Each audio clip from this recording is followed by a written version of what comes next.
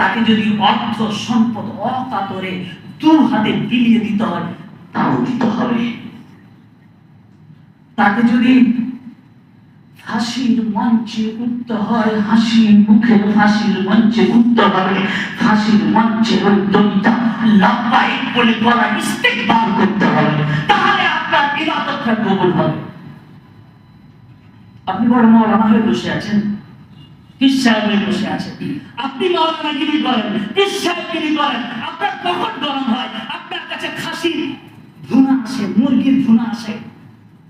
আরেক একজনের মাওলানা এমন আছে, তাদেরকে কারাগারের অন্ধ কুটিরতে বছরের বছর জীবন কাটাতে হয়। তিনিও তো মাওলানা, আপনিও তো মাওলানা। তিনি দেশের জন্য, দেশের জন্য, সংবিধানের জন্য, শরীয়তের জন্য, কোরআন বাঁচানোর জন্য, মসজিদ মাদ্রাসা খানকা দরগা অবস্থান বাঁচানোর জন্য হক কথা বলে।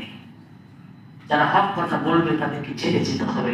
যারা হক কথা বলবে, কোরআন প্রতিষ্ঠার জন্য, আল্লাহ আইন দুনিয়াতে প্রতিষ্ঠা করার জন্য যারাই কথা বলবে তাদেরকে ছেড়ে যেতে হবে। আর এই জন্য আল্লাহ পাক পাঠিয়েছেন কোরআন এর আইন প্রতিষ্ঠা করার জন্য।